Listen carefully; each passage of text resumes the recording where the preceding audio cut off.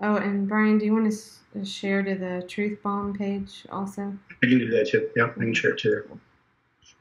thank you. Yep. All right, we should be live on the Candidates with a Contract Facebook page in just a sec. Okay, here we go. Okay. Right.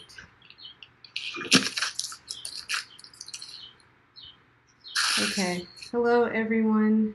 Going to give this just a second for everything to come online and give everyone a chance to share out to your own page if you like.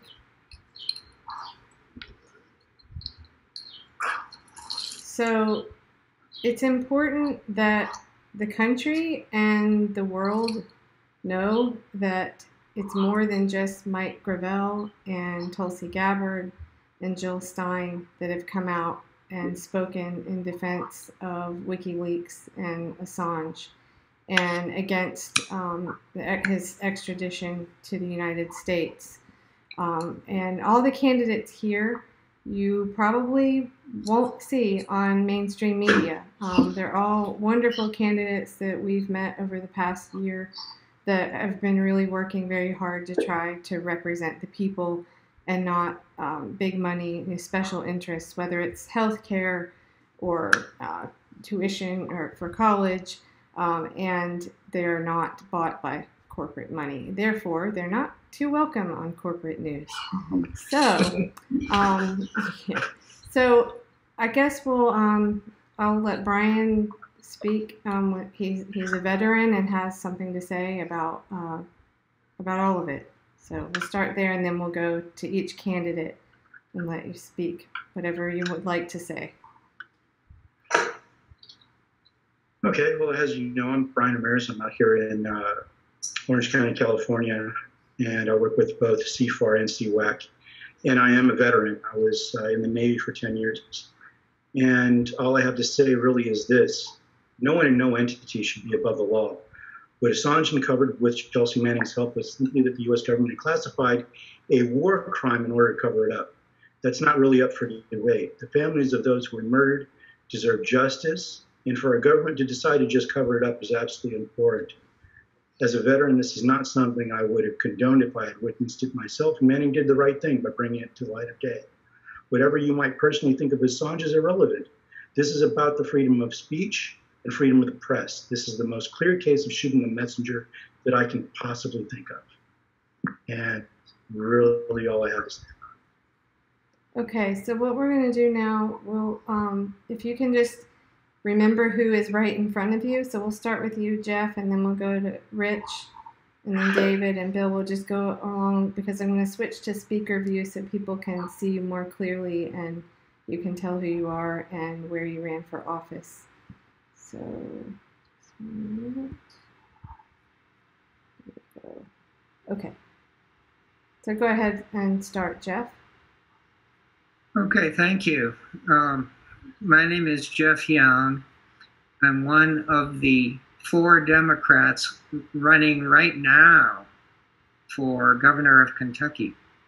So I'm a current candidate. The Kentucky primary is on May 21st, 2019, and the general election will be in November. I'm the only candidate for governor. Oh, there are 4 Republicans running too. I'm the only candidate for governor who has talked at all about foreign policy, in the sense that the incumbent governor, Republican Matt Bevett, has supported the idea of punishing organizations and individuals that endorse the BDS movement, boycott, divestment, and sanctions against Israel. So this event of arresting Julian Assange is really an action of the empire.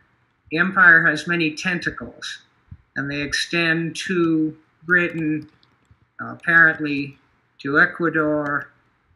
And so what we're fighting is an empire in decline. and it is doing everything it can to control the narrative, to stifle independent voices who would resist the war crimes that the empire routinely commits, whether it is Israel-Palestine or Iraq or Syria or Venezuela.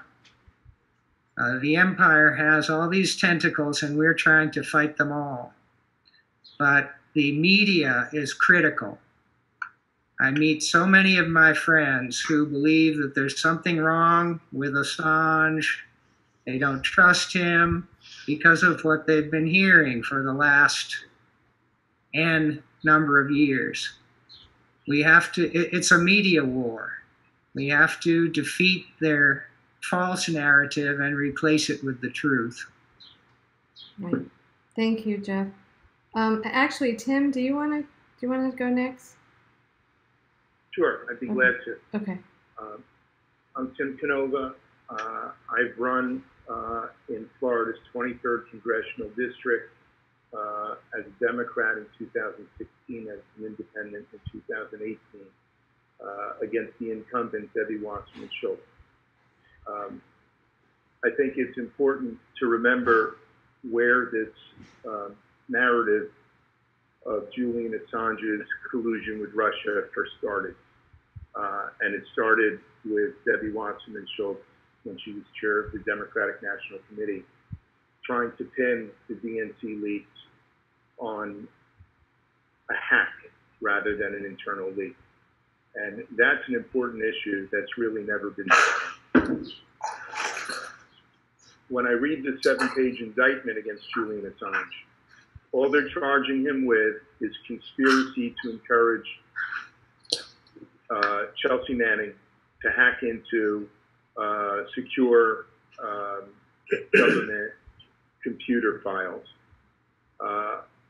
It's a very flimsy type of an indictment. I can imagine had the federal government tried to charge the New York Times with the same conspiracy charges during the Pentagon Papers, I think it would have been thrown out of court by the Supreme Court, if not a lower federal court, and I'm certainly hoping the same will happen here with Assange. They're not charging him with any crime related to the DNC wiki, the leaks from the DNC in 2016. And they're not because they can't even really prove that case. When the DNC leaks occurred, Wasserman Schultz was the chair of the DNC. James Comey was the FBI director. Comey requested to inspect the DNC servers 3 times, and 3 times Debbie Wasserman Schultz said no. That alone is really breathtaking when you think about it. A Democratic administration, a Democratic Justice Department, run by a Democratic administration, and the Democratic Party gets hacked, or claims it gets hacked, suffers a terrible leak, and they don't trust their own FBI in a Democratic administration to inspect their servers. And the FBI takes no for an answer. They don't seize the servers, they don't subpoena the servers, they just end up relying upon the findings of a private internet security firm called CrowdStrike that Wasserman Schultz hired to look into this. CrowdStrike was headed by an anti-Putin Russian. So right there, you've got political bias. Based on the CrowdStrike finding, CrowdStrike claimed that the DNC had been hacked by Guccifer, which was allegedly some Russian hacking operation. And Guccifer had gone online boasting about hacking for Russia, which right there doesn't seem all that credible. If they were going to hack, why would they be boasting that they were doing it for Russia? Based on that, 3, not 17, but 3 U.S. intelligence agencies accepted the findings and concluded with some reasonable degree of certainty, they said, that the DNC had been hacked by Russia. And, from there, it's a small step for them to claim that Julian Assange and WikiLeaks were acting in cahoots with Russia. The National Security Administration never joined those findings, and that's significant because the NSA really has access to just about anything that happens on the internet. I think what's much more believable is the report that came out from VIPS, Veterans of Intelligence Professionals for Sanity. VIPS is a group that includes Mike Gravel and Bill Binney and Jim McGovern and a number of other former intelligence officials. These were people who worked for U.S. intelligence agencies for decades in technical capacity. And what VIPS did was they analyzed the metadata and the transfer speeds, and they concluded that this could not have even been a hack, that it had to have been a leak or leaks from within the DNC. So, you know, during Mueller's investigation, what does he do? He basically just accepts the FBI finding that Russia hacked the DNC and did it with Julian Assange. And, you know, the reason I bring this up is this is what has convicted Julian Assange in the court of public opinion for anyone who's a Democrat these days. It seems to be the party line to accept that Julian Assange is a terrible character who was working with the Russians to bring down Hillary Clinton and get Donald Trump elected. It's a false narrative. I think it tries to kill two birds with one stone. It tries to distract people from the real reasons for the Democrats' loss in 2016, and at the same time tries to take out somebody like Assange, who's, you know, when you look at WikiLeaks and what they've done, exposing state secrets of the highest magnitude, or war crimes, from the Iraq war logs, Afghanistan war logs, the Gitmo material. And if you don't have publishers who are able to publish leaks, you don't really have much of a free press. You don't have a watchdog on government. I'll just say one more thing, which is that you get a lot of folks who also try to say, you know, Assange and WikiLeaks, they're a non-state foreign actor. I forgot what the CIA labeled them. You know, that they're basically an arm of Russian intelligence or some nonsense like that. Well, in September of 2017, WikiLeaks released what they called Spy Files Russia. Think about that. September 2017. Spy Files Russia revealed how a technology company basically connected to the Kremlin helped the Russian state put together a nationwide system of online surveillance. So WikiLeaks has been publishing things that are embarrassing to those in power, regardless of where they are on the map. They've published things that were embarrassing to Iran and Syria, two allies of Russia. They've published things that were embarrassing to Republicans. I remember they published Sarah Palin's emails that had been leaked to them. So this is not some kind of a partisan operation. WikiLeaks has been such an important news outlet, publishing secrets of war crimes that Americans should be aware of. Americans should not be in the dark about what is going on, what kind of wars are being fought, and how they're being fought in our name. Well, much of the public, I think, wouldn't know that about the Russian spy files because we had our own media, I believe it was Chris Cuomo, tell people that it was illegal for anyone else to look at WikiLeaks. Yeah, remember that? I remember that. Yeah, I do. So, and it's shocking to me how many people, when I talk to people just, you know, in my neighborhood and that haven't even seen Collateral Murder still to this day. Right. And I think that really changes people's view on all of it when they see that and say, okay, that is what Chelsea Manning leaked. I mean, that's really the biggest piece of And Collateral Murder was video taken from a U.S. helicopter gunship.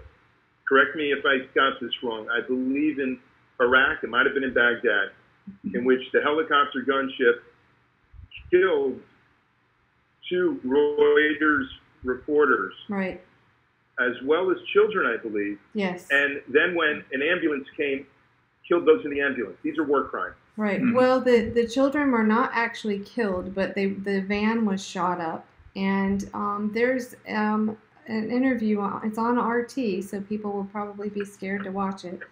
But it's the soldier that actually carried the kids from the vans, and his life is just wrecked. He's a mess. But Sure. it's on RT. You can find it.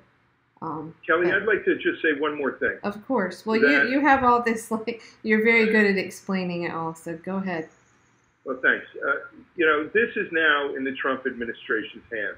Hmm. And there are lots of folks in U.S. intelligence agencies that want to lock Julian Assange up for a long time.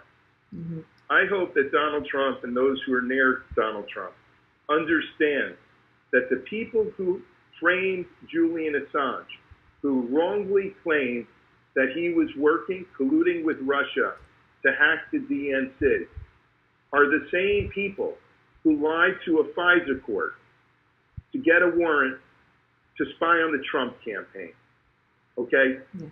There are lots of folks who have now been implicated in this FISA gate. Hmm. I don't know what else to call it. Lying to a FISA court to get a warrant to Mhm. surveil Donald Trump's campaign. James Comey, perhaps Loretta Lynch, Brennan. Mhm. These are the same folks who were fined with not inspecting the DNC servers, relying on Debbie Wasserman Schultz's cronies at CrowdStrike, and slandering and persecuting Julian Assange. I hope the Trump administration understands that, and I hope if they do extradite Julian, I hope that they don't extradite Julian Assange, but if they do, I hope that they are able to have some kind of an immunity deal. The truth needs to come out, what happened to those how the DNC leak came about.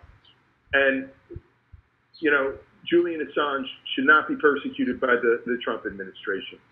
No, and the scary thing, I just want to say this and we'll move on to everyone else, is that the indictment itself, it does say that it's for the alleged hacking, that he assisted in hacking using a password or whatever with Chelsea Manning. But not hacking for the DNC. It was No. hacking on the Gitmo file. Right, Yes. exactly. In 2010, I guess. So, but what's Right. scary is you're still seeing on mainstream media that they're just still talking about it being connected to Russiagate. Right. And the scary thing is what will, if you listen to Daniel Ellsberg or John Kiriakou talk about, like, that may just be the start of it. And people said, oh, well, this isn't that bad. He might only get 5 years. But what are they going to pile on after if they were to be able to extradite him? And what precedent does it set for us? Our country can just go grab someone else who's not a U.S. citizen and charge them with espionage. I mean, you imagine if North Korea started doing that to our citizens. I mean, it's shocking. So anyway, okay, we'll move on to, let's see, we're out of, how about Bill? Do you want to go next? Oh, there you go. All right, there you go. Can everyone hear me? Yep. All right, my name's Bill Bass, and I live in Syracuse, New York, and I previously ran for Congress as an independent in New York's 24th Congressional District. And I've actually since then become a Green Party member, and the Green Party has been very adamant that we should not be at all going after Julian Assange. And for me, this is something that's very personal because I spent about 10 years almost living in Saudi Arabia, where we don't have freedom of the press. And I see that, we're doing basically what they do to journalists over there. We're telling them they cannot be talking against the government, they cannot be exposing secrets. And if we're going to start arresting journalists, what's next? Are we going to start killing them as well? It just, to me, is a very slippery slope that we should not even be going towards. I mean, look, our founding fathers put freedom of the press in the First Amendment because it was so important, because we needed to have this check on government. And, it just is flying in the face of the Constitution that we would go after somebody who was exposing the corruption and the war crimes that our empire is actually doing. And so I think we really need to be adamant in his protection And I really wanted to touch on what you said, Kelly, about how, right now they're only indicting him on one charge, but, we've seen this time and time again, not with journalists per se, but in many other instances, where they'll indict you on one charge, and then once they get you, they'll start piling on charge after charge after charge. And that really doesn't help our democracy, and it definitely doesn't help the freedom of the press that is enshrined in our Constitution. And so I think we need to be very careful as citizens, and I think we need to speak up, especially those of us who know the truth and the story, because our media is either afraid to talk about it or they just don't want to. So, Thank you very much. Okay, let's see. Jason? Hi there. My name is Jason Kishinev. I ran for Congress as a Green in 2018 in District 5, California, and I'm running as a Democrat in 2020. What's that? Sorry, we had a little glitch. Keep going. I thought there was a question. Sorry. The American people have been so propagandized to, and for so long, that many of us no longer know what the truth is when we hear it. The people have instead put their faith in symbols instead of truth, and symbols like Trump or Clinton, blue or red. And if anyone questions that symbol, that person must be wrong, even if they're right. When Julian Assange was questioning human rights abuses and war crimes under the Bush administration, he was just fine with elected Democrats. But when he showed us that Citigroup picked Barack Obama's cabinet, and released the Podesta emails and the Clinton emails, and showed us that the DNC and Clinton campaign colluded to rig the primary in 2016, Mr. Assange became a troll, a Russian agent, a Trump supporter to those same people. Why? Because he questioned their symbol, in this case, Hillary Clinton. After all, he couldn't possibly have any possible other motive besides hurting her. It couldn't be to tell the truth to the American people or to prevent democracy from being hijacked. The corporate political establishment has people so fiercely loyal to their party rather than their own ideals, which is really quite scary.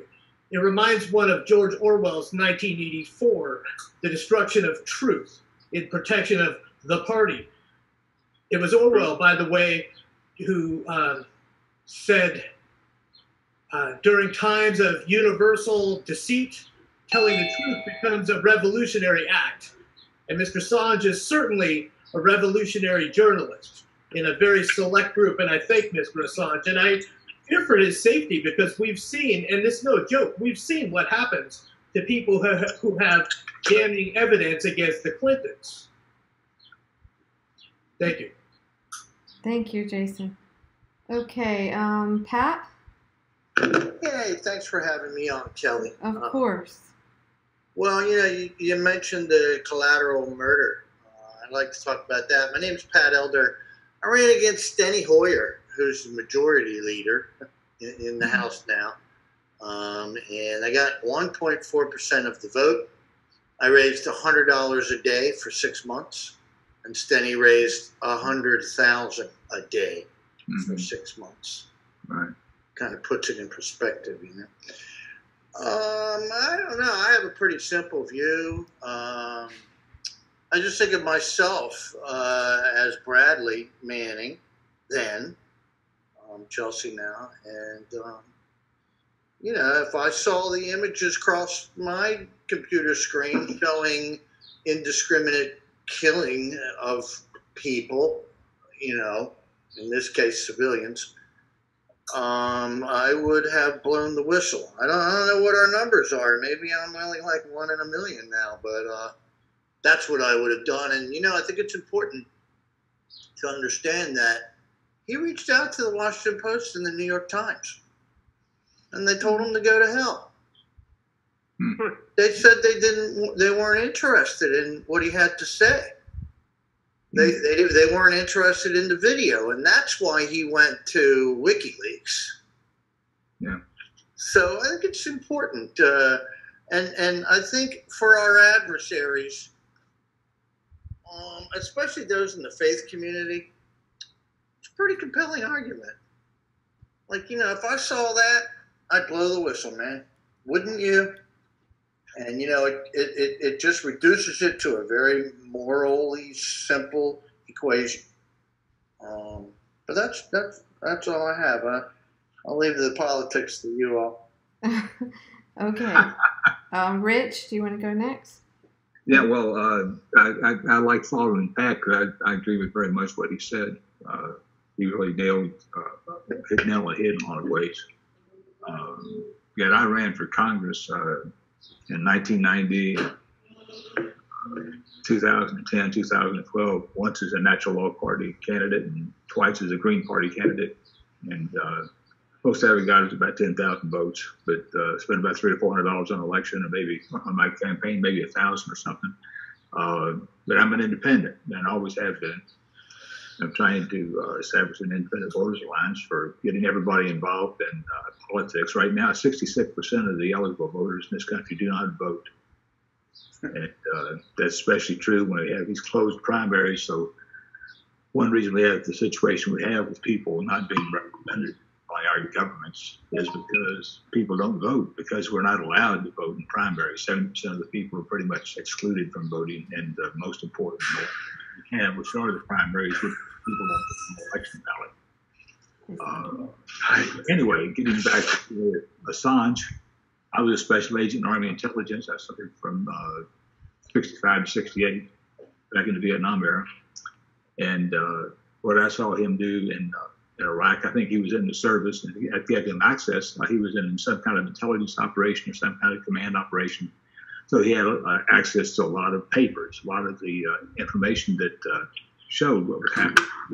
He merely was a good journalist.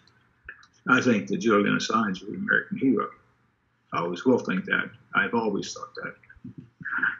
I think that he is somebody who has integrity. I think he's somebody who's a reporter, somebody who let his conscience speak for him, and he exposed some things that should have been exposed. And, I think there's a lot of things that I learned when I was in intelligence, that you see stuff in the newspapers every day that are top secret. The only thing is it's not official. And that's the newspapers are very good reporters usually. Journalists do a very good job at telling what's going on in the world.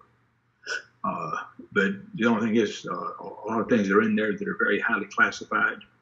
It's not the official government acknowledgement that that's what the case is.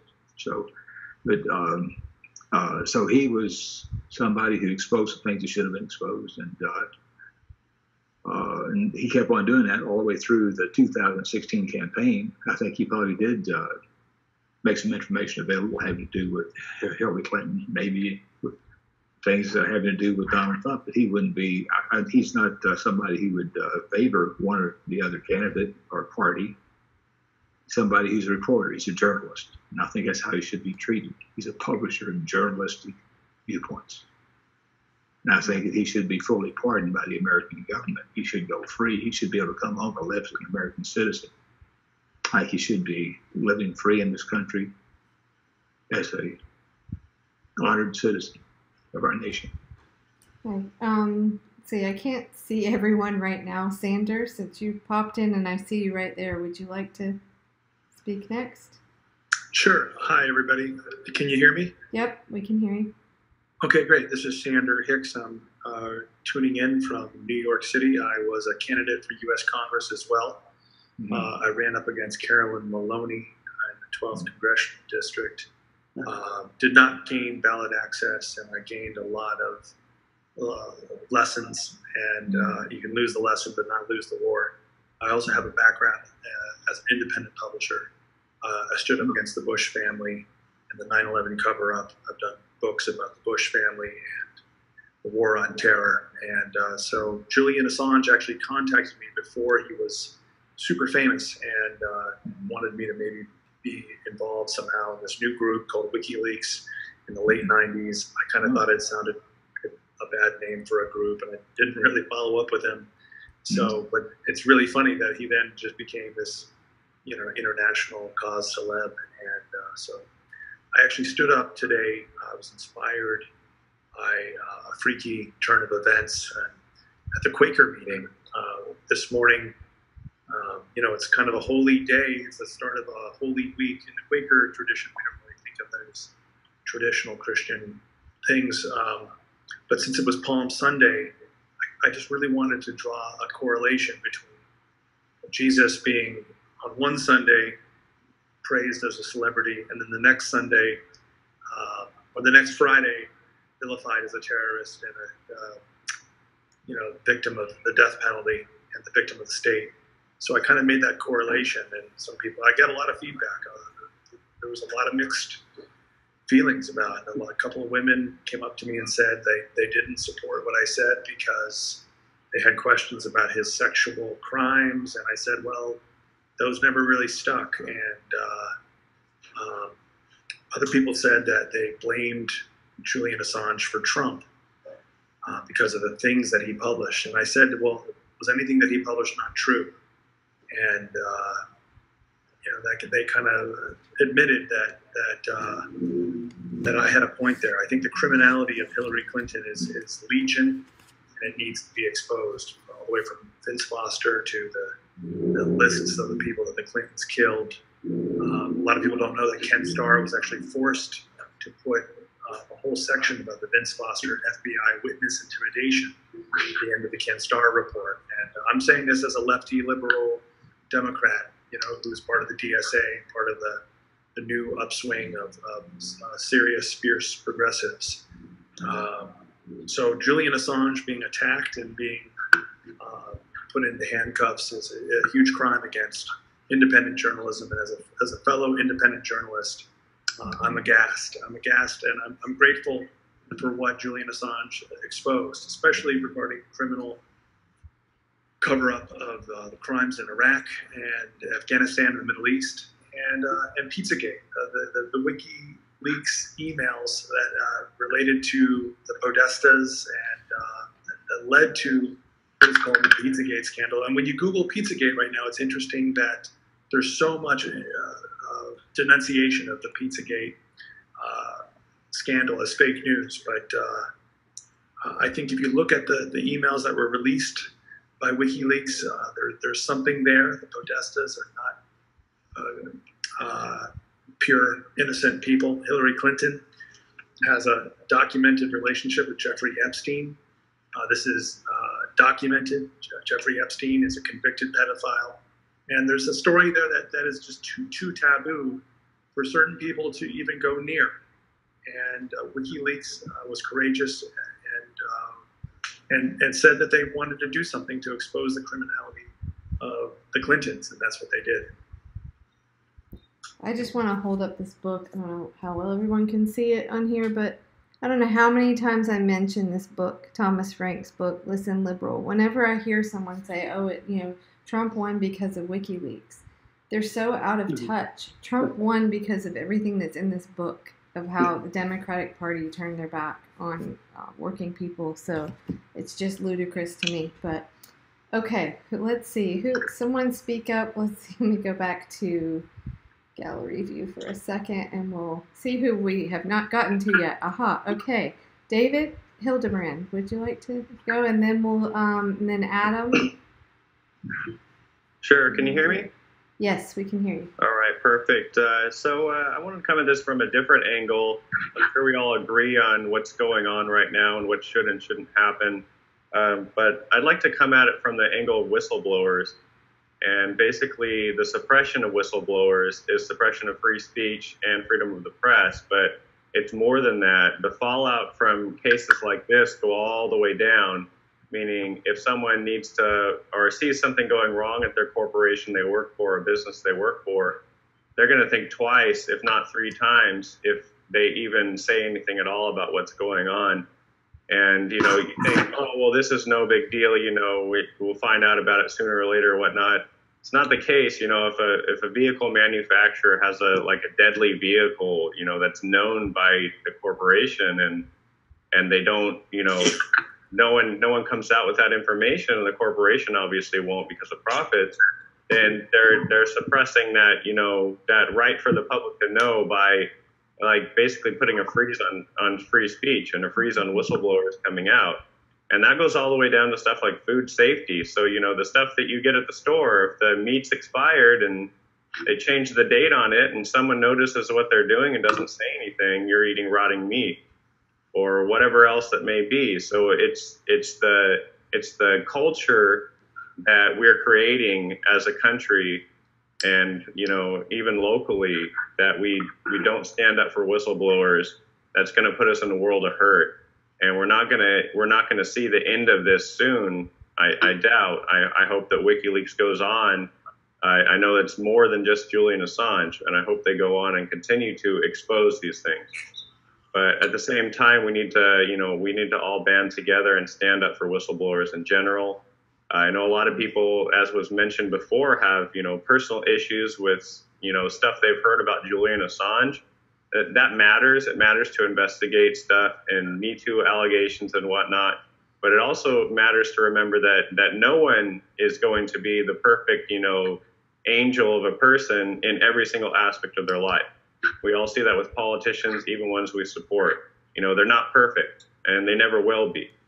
And when it comes down to it, the information that is coming out needs to be balanced on its own scale, not because of the source it came from. And I think that's probably the most important message is trust, you know, the data that's true, no matter where it came from. If the Republicans, you know, side or the far right says something that's true and exposes something that's true, then it's true. I mean, we're not their enemy when it comes to the truth.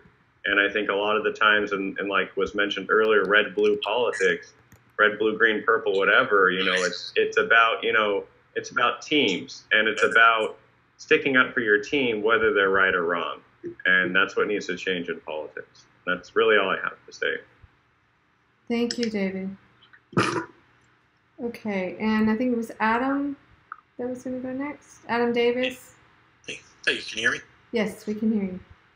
Okay. So I want to hit on a couple of things here. The first thing that I want to make sure and hit, and I know to a certain extent I'm probably preaching to the choir in terms of the audience of this video, but I just want to make sure if there's anybody that's watching this video that has any questions, that's not sure what to think about all this, I want them to walk away knowing one thing, and that is that Julian Assange is your advocate. You know, like we talked about, none of any questions that anyone has about Assange makes what he has published not true. The things that he has published are still true. There are still things we need to know, and there's still things that, he has every moral right to publish. The second thing I want to talk about is a little bit of, in this country we have, and I'm not sure I can pinpoint kind of how far this goes back, but we have an interesting thing that's happened in American culture where we have begun to equate legality and morality, and there's a serious notion that many people consider those to be the same thing, which they obviously are absolutely not. And frankly, I don't much care whether what Julian Assange did in terms of publishing is legal by U.S. law or not, because what it was the moral thing to do, and for me that absolutely trumps any bit of transient law. I mean that, and that's the thing we need to remember. Laws change. It was illegal for 100 or 150 years in the the southern United States to to free slaves. It was illegal, for just throughout history, you look at what's legal and what's not legal, and it absolutely does not match up necessarily to what's moral. And so I think it's important to understand that distinction and to guide ourselves by what's moral, not what happens to be in a law at any particular point. Thank you very much. Very good points, Adam. Thank you. So I think Brian was next. Brian Kresge? Correct me, please. Oh, yeah, Brian Kresge. Yeah, okay, thanks for having me. Yes. I started off last year as a Libertarian candidate for Maine's 2nd Congressional District. I ended up running instead for Maine State House, and to the delight of my wife and children, lost by a very narrow margin. So I was also the director of Jewish outreach for the Johnson Weld campaign in 2016. So I'm out of politics now, and I don't have too much to add that hasn't already been said, other than to kind of offer a twist on Nemo. First they came for the journalists, and I don't know what happened after that. I saw that today on the internet, and made me kind of laugh. Not much to laugh about with this. What regard I hold Assange in, it's kind of moot. WikiLeaks is unequivocally a manifestation of the freedom of press. I've been in active duty and National Guard for about 25 years now. I hold a security clearance. I've held it for most of that. I have 3 years of overseas service, and I'm also a civilian computer programmer. And I was reading this indictment from both those angles. I'm familiar both with the cryptology, and I've used SIPRNet, which Assange is accused of helping Manning hack in the indictment. It's law enforcement's already made it clear that what we already know, that this indictment is just a Rudy Poot sentence. It's got a Rudy Poot sentence compared to the espionage charges they kind of already commuted Manning for. It's extradition fodder. Manning didn't even hack SIPRNet herself. She just exploited poorly enforced military IT rules. And Assange's offer to crack a hash was never realistically or materially even relevant. So law enforcement knows that. And so once we have them here, it's discouraging that so few people ask what comes next, aside from people like us. And I know this exists on a continuum for a variety of continuums for us. Right now, we have an administration exhibiting overt hostility to the press at every turn. And I've been discouraged by this administration and the previous one, but more importantly, the press, just for underreporting on our involvement in Yemen. And we learned today operations in Somalia. These are operations undertaken with only like the nebulous permission granted by that old authorization from many years ago. And without independent news sources like WikiLeaks, we wouldn't even know. So, and the media doesn't need further disincentive to do their jobs. So here we are. So that's all I have to say. That's a mouthful. Thank you very much. Thank you. Okay, so Marcia Squire. Let's see, is Marcia here still? Are you muted? Let's see. Just a second. Oh, okay. I think you're muted. Hang on 1 second. There we go. I don't know why. I'm muted by host. Oh, I don't know how that happened. Sorry about that. Go ahead. That's okay. I've been having a great time listening, so my random coughs aren't popping up on the screen. Okay. So thanks for having me. My name is Marcia Squire, and I ran for U.S. Congress twice. I ran in 2016 for U.S. House in Michigan's 14th District, and for U.S. Senate in 2018, which was the statewide race against Debbie Stabenow, the incumbent. I did come in third place this last time around with a little over 40,000 votes, about 40,200-ish recorded votes, which most of us know that that's the recorded vote, which is not the same as the true vote, right? Because we have these machines that aren't necessarily accurate or transparent. And so I think that's to mention too. You're absolutely right. Thanks for bringing it up. Yeah, but that does not dissuade me from voting because Michigan had some really great ballot initiatives this last time around. And even though I didn't win my election, we have legalized cannabis now at the recreational level. We did Voters Not Politicians to end gerrymandering, and we also have some other election reforms that we put into place. So you definitely want to vote, even if you don't like any of the candidates. But this thing that we have with, the truth and Julian Assange and freedom of the press and everything, I like that the other guy brought up about Jesus and Palm Sunday. I wanted to mention that, Thomas Jefferson wrote a letter to Michigan's first senator. This was before he even became senator. He was a publisher, or he wanted to become a publisher, and he wrote to Thomas Jefferson asking for his advice. This is back in 1807. Thomas Jefferson even warned about propaganda coming out of newsprint. So this isn't a new fight.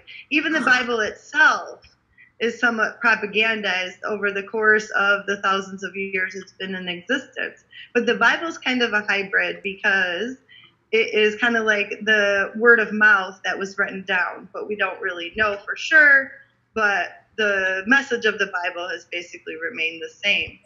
But the difference between, freedom of the press and freedom of speech being, and the press being corporate media and independent media, speech being, word of mouth, or back in the olden days, the soldiers would write letters home, and nowadays we use social media. That is, the freedom of speech. The Telecommunications Act of 1996, is what made the monopoly that we have going on over in the corporate media, which is why they are not really fans of Julian Assange either, because if you follow the money, he's not one of those 5 people that own 90% of the media. So obviously he's not their friend, So we have always had the struggle for the new fourth estate. And to me, Julian is kind of like the godfather of the new fourth estate. He's the godfather of truth to me, whether, because the truth hurts. But, even back in Jesus's days, prophets were persecuted for telling the truth, and there's always going to be that imbalance of justice, where the elite are getting away with everything. But, we have the highest prison population on the planet over stupid things like cannabis. But, I did want to mention also a few things I wouldn't know and I'm grateful for because of Julian. First and foremost being the TPP. We wouldn't know what was even in that document had it not been for WikiLeaks, which was NAFTA on steroids. We wouldn't know about the NSA illegal spying if it wasn't for Edward Snowden. We wouldn't know about the collateral murder if not for Manning. We wouldn't know about the DNC leaks, and the Pied Piper candidate. I knew all along that Trump was a Clinton plant gone rogue, and that confirmed it for me. I already wasn't going to vote for Hillary, but at least I knew I wasn't crazy. And then also Vault 7 and 8, which came out after that, which was, to me, basically the NSA leaks on steroids. If you thought the NSA spying on us and having everything wasn't bad enough, we've got TV spying on us even when they're off, and all kinds of crazy things like that I am so grateful to know that keeps getting brushed under the rug, because of that imbalance of power that we talk about in the never-ending battle, between truth and lies. So lastly, I would like to mention that I'm not running for office this time. I'm on hiatus right now, but I do want to verbally support Tulsi Gabbard for president. She gets my official endorsement. I met her last summer, and I have been a fan of hers pretty much nonstop since mid-2016, after Bernie endorsed the very thing he ran against.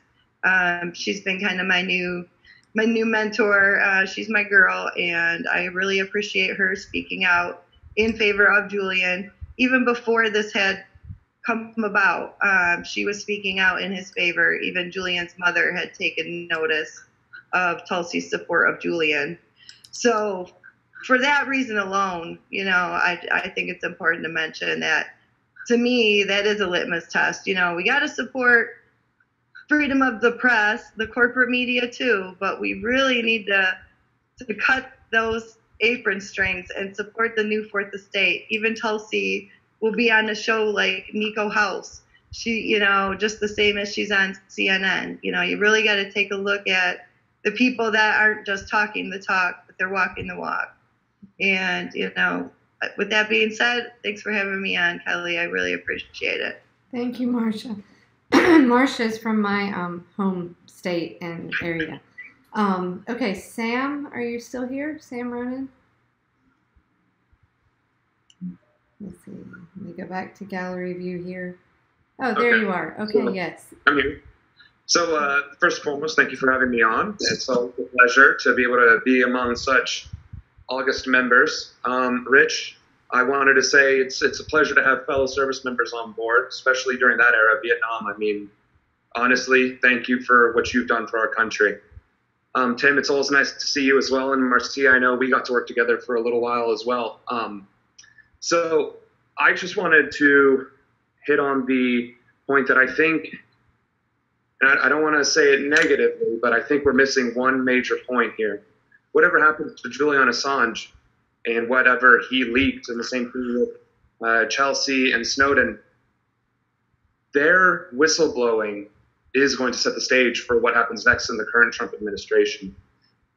See, I was in the military too, and we got our briefing as soon as WikiLeaks came out that if we so much as look at it, that's a dishonorable discharge, and our careers are over, our lives are over. So I never looked at it. I'm still a reservist. I'm still not going to look at it. What's happening now? What's happening currently in the Trump administration with ICE and the immigration policies and how horrifically we're treating them? What happens to Julian Assange, what happens to Chelsea Handler, what happens to Snowden, will determine what happens to the people who may or may not try and whistleblow what's currently happening in ICE. And that, to me, is the biggest concern. If Julian Assange, gets hanged and thrown into whatever gulag they can find for him, that means nobody else is going to come forward with these atrocities that we have been committing in the recent 2 years. The other problem is America is not new to committing war crimes, if we want to call them that. People want to talk about the Holocaust and Hitler and Stalin, but we committed our own Holocaust here against Native Americans. We slaughtered them by the tens of millions. 100 million Native Americans populated this continent, our country, and they have been decimated down to a few parcels of land and a few 100,000, few million, if that. So when we have these kind of crimes that we are still held accountable for, slavery is the next one. We had Jim Crow laws up until 1965. We were experimenting on our own American citizens in the 1960s. We have far more things that need whistleblown, and the problem is if we are going to watch and sit by as our country just absolutely eviscerates those few people who are brave enough to do so, nobody's going to come forward.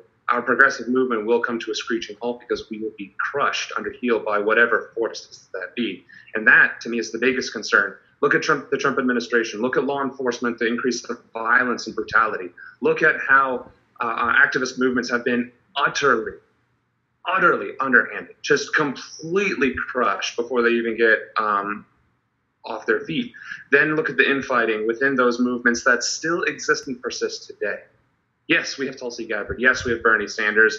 Some might even argue we have Elizabeth Warren and Gillibrand. However, they are singular individual people, and the country as a whole is largely ambivalent to all of this. And that's the problem. We don't have a society that wants to stand up and fight. We don't have an anti-war movement. We don't have a peace movement. We have is a bunch of people content in their current imperial life. And I forget who said the American empire. We are an empire, if not in name, in fact, we are absolutely an empire. And right now, we're the Romans at the fall of Rome, of the Senate. I mean, quite frankly, look at the power that Trump is usurping with his executive orders, keeping people in acting positions, offering pardons to federal secretaries and so on and so forth for committing crimes, for actually violating crimes. the fact that we pulled out of the Human Rights Council and are making ourselves immune to prosecution by the United Nations by denying them visas. We are dealing with far more than Julian Assange, Edward Snowden, and Chelsea Manning being persecuted and, quite frankly, being treated as witches in Salem. We're dealing with a moral crisis in our society. And it's one that I hope these kind of panels continue to bring to light. However, someone else said it's the corporate media that is, in fact, the biggest threat to our current status and future. The problem here is we have people like Ian Omar, we have people like AOC, we have people who are young, who are part of this movement, who are POC, who are giving voice to the voiceless. They're singular, and they're being attacked at all fronts, and even within their own organizations and followership. So what we need to start doing, and what I hope really comes out of this, is that everybody here starts working together, that we start promoting these actions to really educate people. I founded Our Voice, and we have that app. It's Hello Voter now. And what it does is it allows you to see who is currently elected in your location, and eventually it'll start finding candidates. And also, when you do canvassing efforts, I mean, any sort of questionnaire, really, it allows you to track that data and hold on to it to yourself. That's something that Nation Builder and MPG Van have monopolized for years, ever since that existed. So now we have tools and resources. We have the blacklisting that is being started by Justice Democrats. These are the kinds of tools and resources that we need to get out there without coming off as extremists. And that's the other issue. Everyone on this panel is going to be labeled an extremist. It doesn't matter that I served, doesn't matter that Rich served, doesn't matter that Tim Canova has been in the public eye for the past several years. Doesn't matter. Does not matter in the slightest, because what are we doing?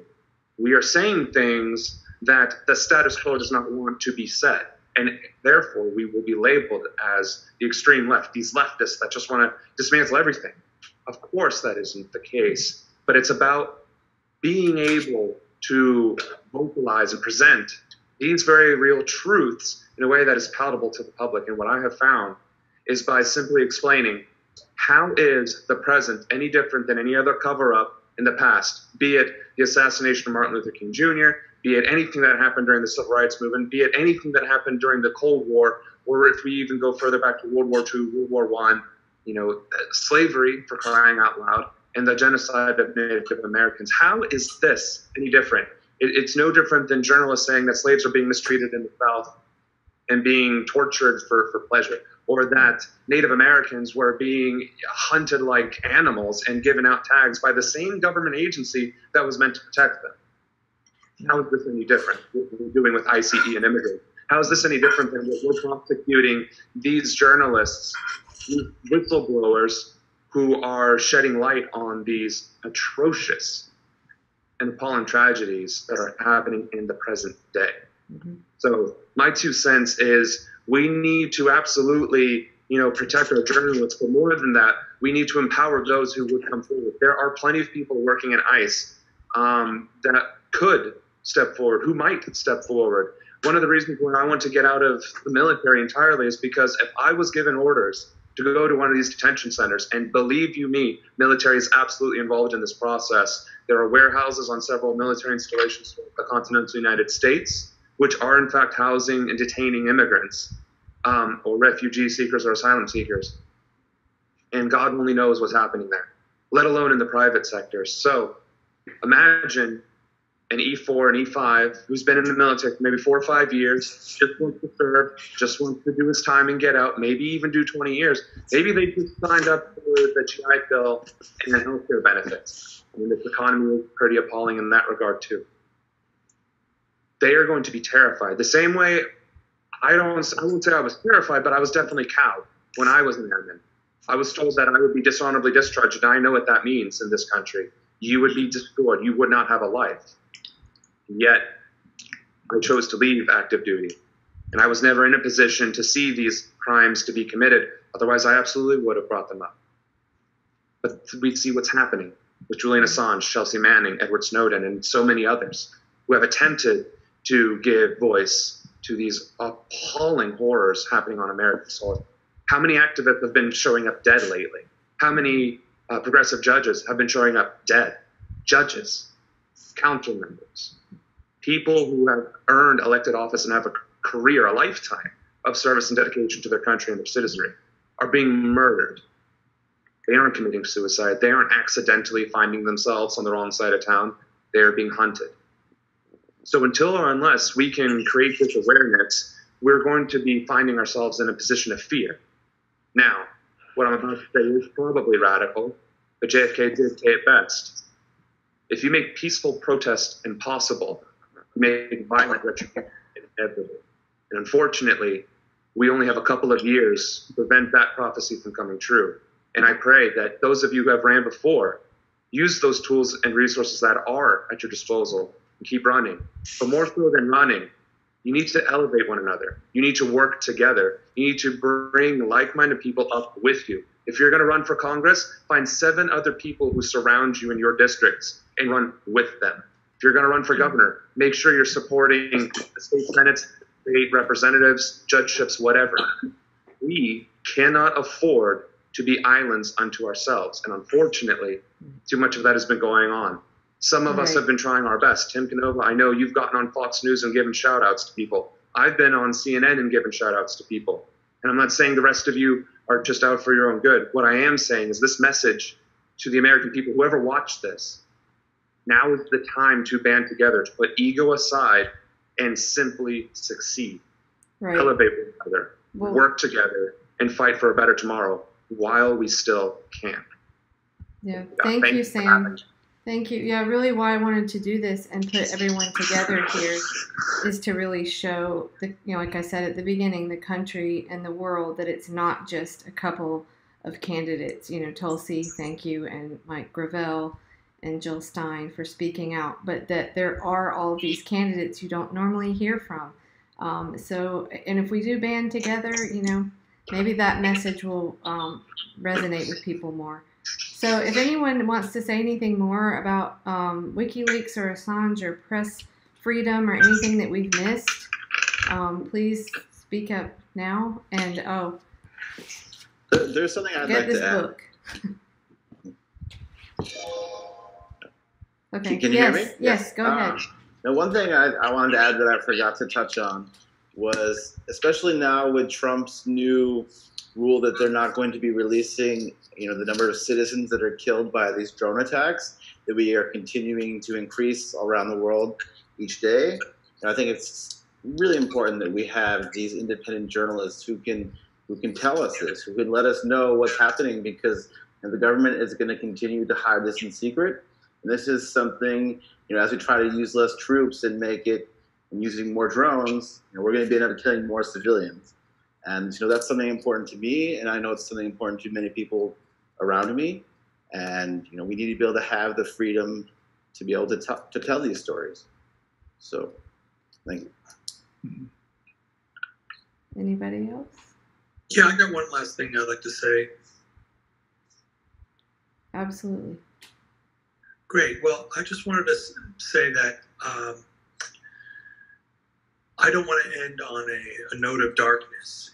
And I totally agree with Mr. Ronan, who was just on talking about the assassination of Martin Luther King, and that is an uninvestigated murder by the deep state. But what's even more powerful is to remember that Martin Luther King used nonviolence and interfaith awareness and powerful spiritual truths and political truths to create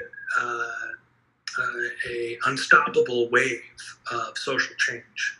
And that's the kind of vision that we are going to have to stay connected to, that kind of light, that powerful, democratic, nonviolent, Gandhian energy. And I think that is, I know I can get really caught up in analyzing the darkness of people like Jeffrey Epstein or all that stuff. But I wanted to emphasize that I got a lot out of this meeting today, the Zoom conference with you all, and to know that you are out there gives me hope. Thank you. Right. And again, that's why I wanted to do this, because I think, if it's just you alone, you might not want to speak out. But when you start having other people gather around you, that it empowers you. So that was the whole idea with this. And I hope to get this out to a lot of other independent media so that maybe it can spread, and maybe there are more candidates, more people, maybe more journalists that would come out and speak for press freedom, for whistleblowers, and this Kelly, is Kelly, yes. May I add a word? Absolutely. Go ahead. Thanks. I'm glad that you brought up collateral murder earlier. You hear the argument made against WikiLeaks that by publishing those war files, from Iran, Afghanistan, Gitmo, that it endangered the lives of Americans. And it's actually in the government's case against Bradley Manning, Chelsea, when it was Bradley Manning. The government itself never made the allegation that Americans had anyone had perished as a result of these releases. You got to remember the Pentagon Papers.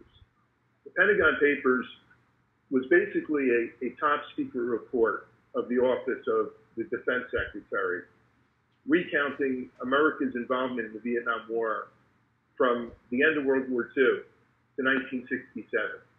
And it was released by the New York Times during the war. The same argument could have been made that it was going to endanger American lives.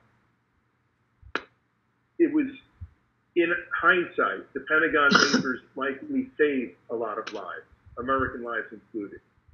And the same with the release of collateral murder.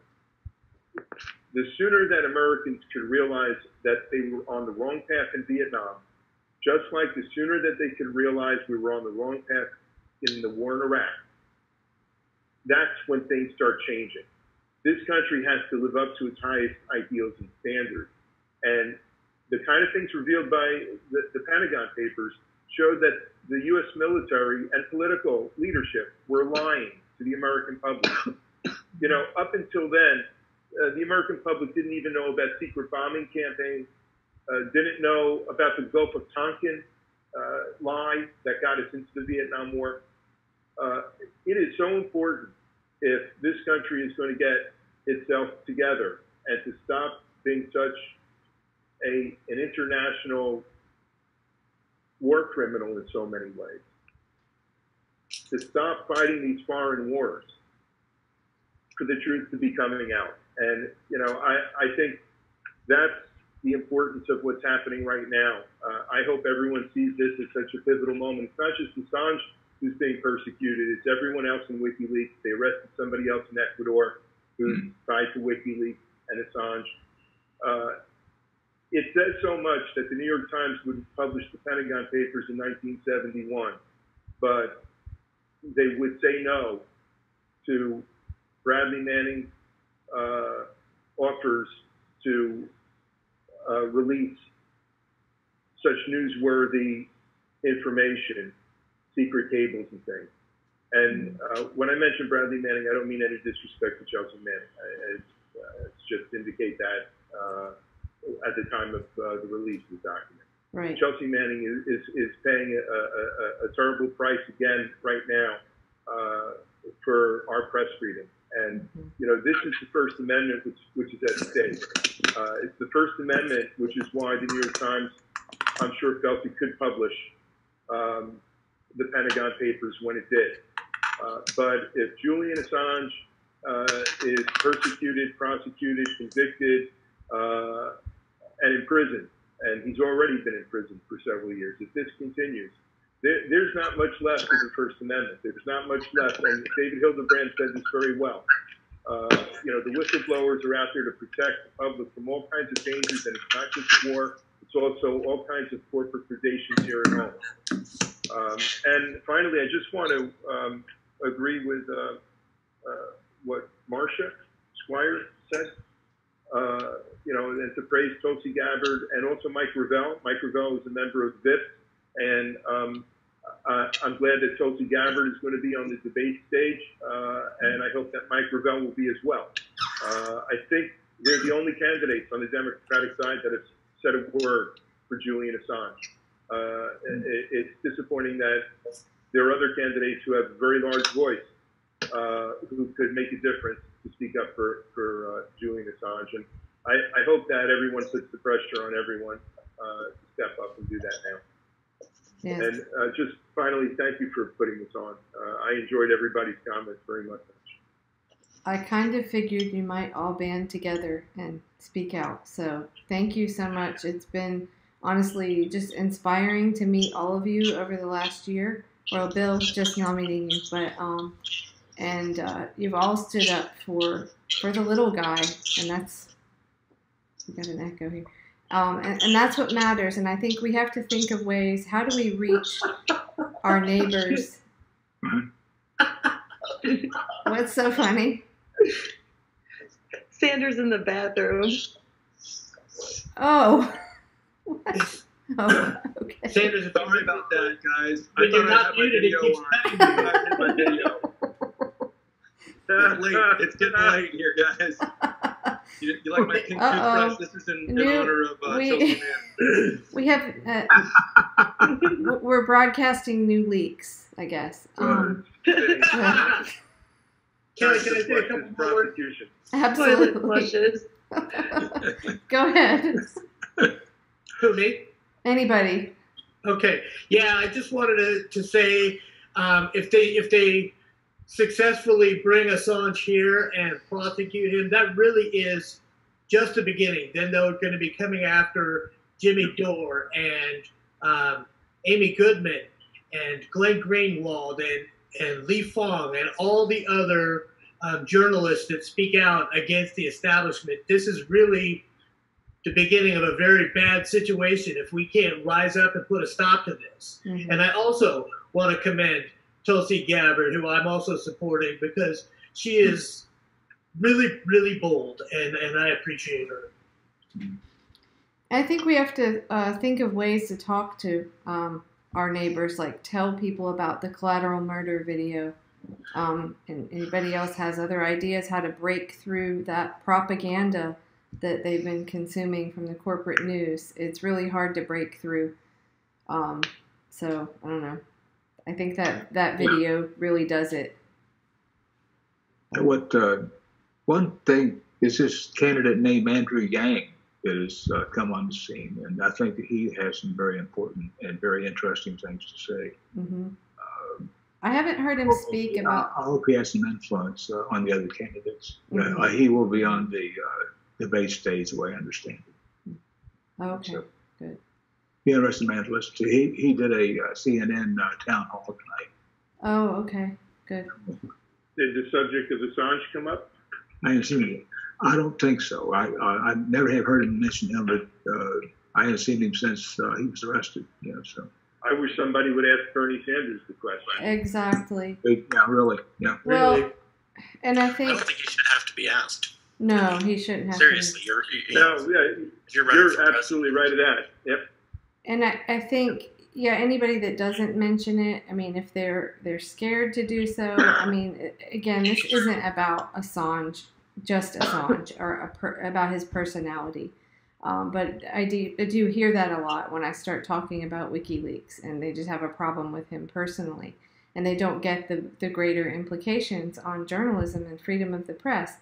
But that's because of our corporate news, so it's really hard to crack through. But I think we all just have to keep being vocal, and I just want to thank all of you for coming on and doing this. And I'm hoping that this video might be shared widely, I hope, and maybe can lead to you guys going on some other independent media maybe and voicing your support for WikiLeaks and Assange and journalism.